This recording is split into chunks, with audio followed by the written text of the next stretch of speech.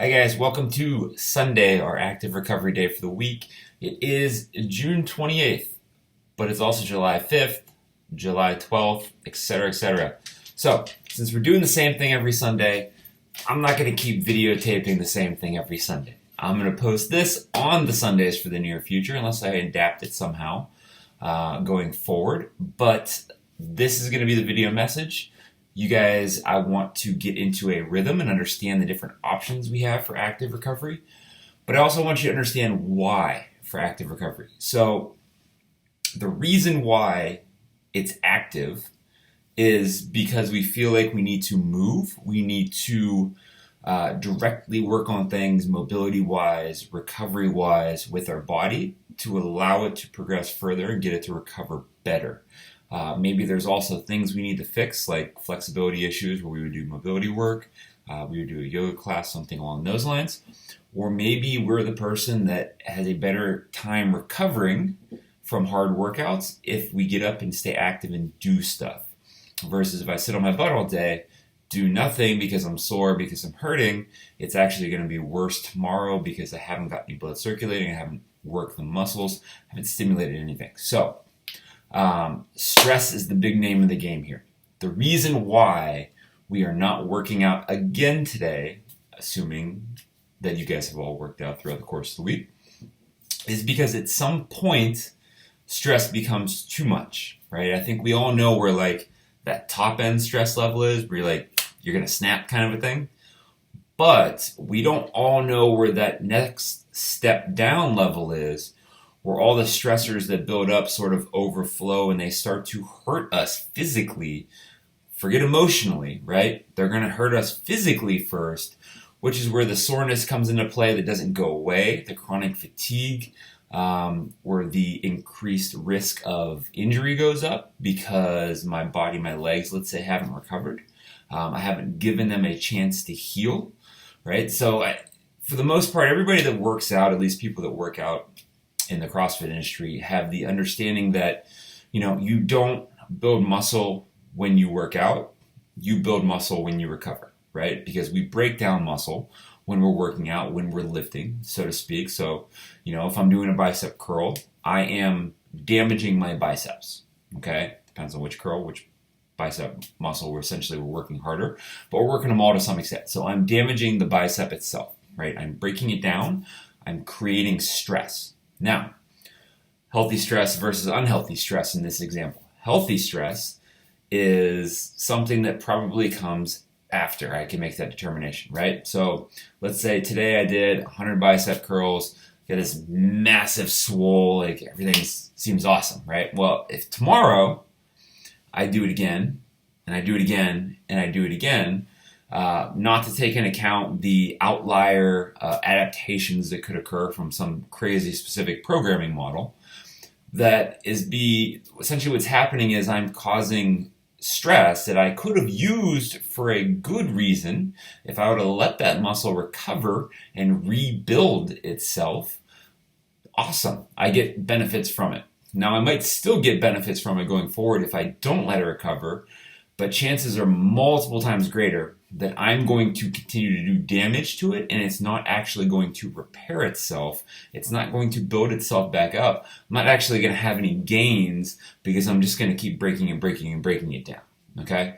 So whether you realize it or not, recovery is probably the most important thing to you physically getting off your butt and doing the workout itself in terms of getting something from the workout. Now, recovery can be all kinds of things, right? Like there's a full broad spectrum here: food, nutrition, water, sleep, and rest, right? If I'm not sleeping, I'm not resting, my body's not able to actually inhibit all the recovery anyway, in which case it doesn't matter, right? I'm waking up, we feel it usually in terms of energy levels, but essentially the body's not rebuilding itself, okay? So meditation has become super popular recently, and a lot of that has to do with recovery, right? The ability to get our body to down-regulate, to reduce stress, so that physically it's better and more efficient at recovering and healing itself, but also mentally we're able to deal with stress better, therefore our body's able to produce the right chemicals Therefore, our body is able to function better, right? We are a human machine. We're trying to get that human machine to function as efficiently as possible because that will make us as strong and efficient as we can be. So, now that I have preached, and you're going to see this every Sunday, now that I've preached and you guys understand the reason why active recovery, let's talk about the options. First one, if you're super beat up, right? I'm going to give this to you in a spectrum. If you're super beat up, if you worked out 6 days in a row, if you push yourself 6 days in a row, that's fine as long as you're able to recover from pushing yourself 6 days in a row. So, like, you know, the nagging mother thing, maybe you shouldn't have done that, but your recovery needs to be a little bit more recovery. Like, move, get up, do some things, but let's not push ourselves very much at all. Let's maybe even not do an active recovery workout. Let's maybe just get about 10-15 minutes of stretching in. Okay, something that'll get you on, push you a little bit further down the stream of your body's ability to get ready for next week and to recover from last week. Let's say that's not you. You want to do something a little bit more, but you don't want to put a lot of time into it today.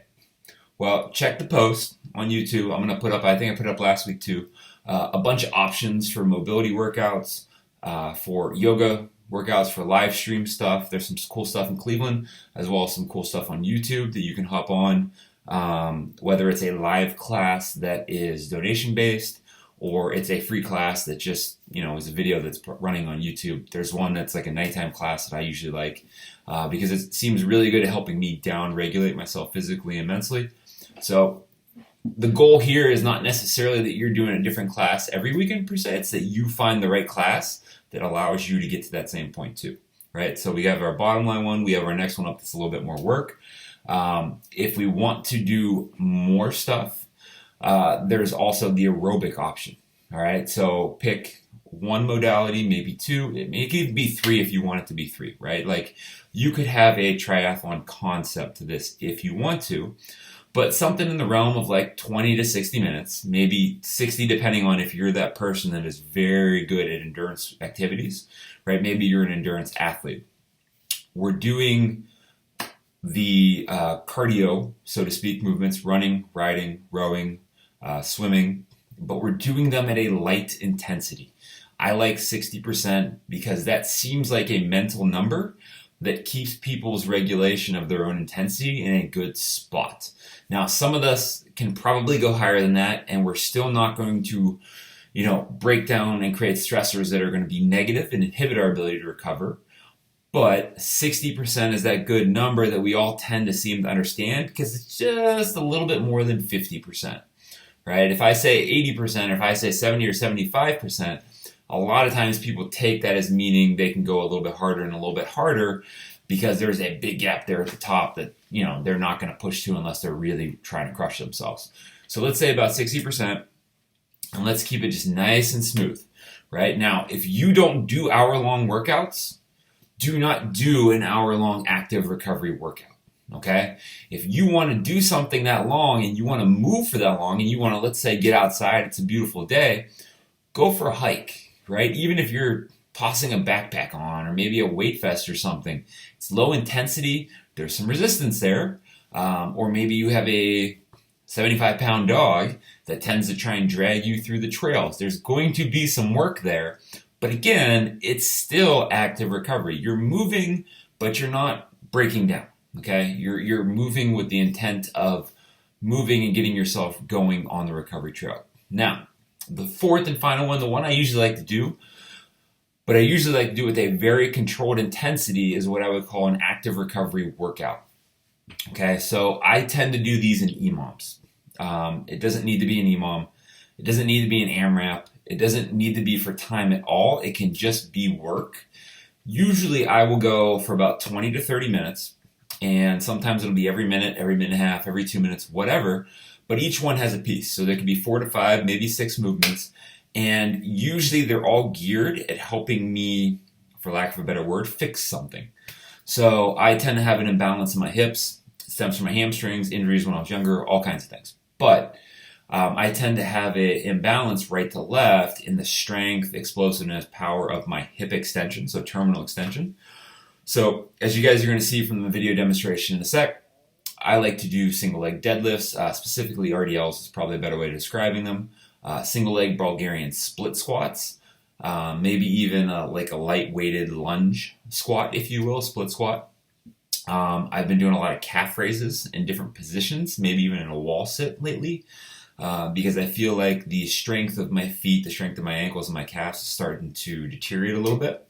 And with all the running, or the more increased running that I've been doing, I think that's something that's going to help me recover, but also get a little bit stronger to the point where it's not going to cause as many problems. So you can also address issues with that.